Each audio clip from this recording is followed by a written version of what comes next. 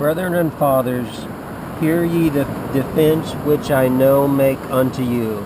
And when they heard that he spake unto them in heaven language, they were more quiet, and saith, I am a Jew born in Tarsus of Cilicia, but brought up in the city at the feet of Amelia, instructed according to the strict manner of the law of our fathers, being zealous for God, even as ye are all these days, and I persecuted this way unto death, binding and delivering into prison both men and women, as also high priest does bear me witness.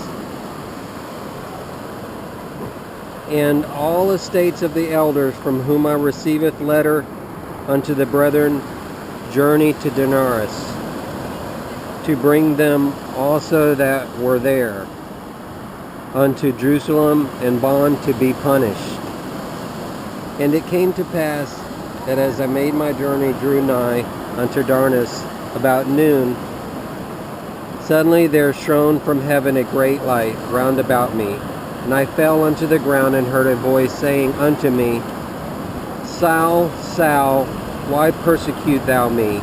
And I answered, Who art thou, Lord? And he said unto me, I am Jesus of Nazareth, whom thou persecuted. And they that were with me beheld indeed the light, but they heard not the voice of him that spake to me. And I said, What shall I do, Lord?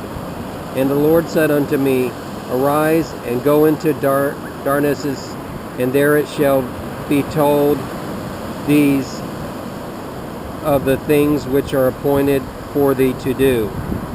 And when I could not see, for the glory of the light began, led by the hand of them that were with me, I came into Damascus. And one Ananias, a devout man according to the laws, well reported of by the Jews that dwelt there, came unto me, and standing by me said unto me, Brethren, Saul receiveth thy sight. And in that very hour I looked up on him and said, The God of our fathers has appointed thee to know his will, and to see the righteous one, and to hear the voice from his mouth.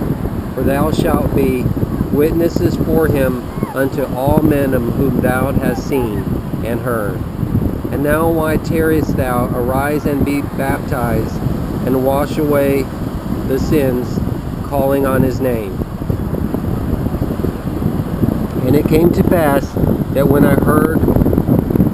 I had returned to Jerusalem, and while I prayed in the temple, I fell into a trance, and saw him saying unto me, Make haste, and get thee quickly out of Jerusalem, because there will not receive of thee testimony concerning me.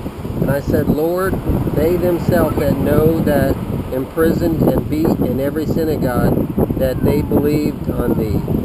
And when the blood of Stephen, thy witnesses, was shed, I also was standing by, and consenting, and keeping the garments of them that slew him. And he said unto me, Depart, for I will send forth far hence unto Gentiles. And they gave him an audience unto the world. And they lifted up their voices and said, Away with such a fellow from earth, for it is not fit that he should live. And also they cried out, and threw off their garments, and cast dust into the air. The chief captain commended him to be brought into the castle, bidding that he should be examined by the scourge, and he might know what cause they shouted against him. And when they had tied him up with the things Paul said unto the centurion, they stood by.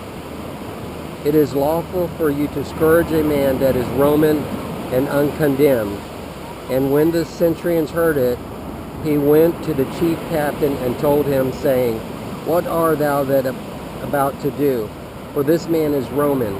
And the chief captain came and said unto him, Tell me, art thou Roman? And he said, Yea. And the chief captain answered, with a great sum attain this citizenship.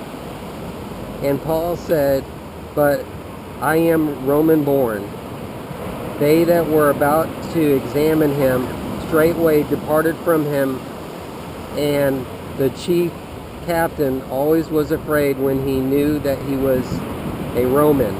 And because he bound him, but the morrow discerning to know the centurion, where he was accused of Jews, he loosed him and commanded the chief priests and all council to come together, and brought Paul and set him before them.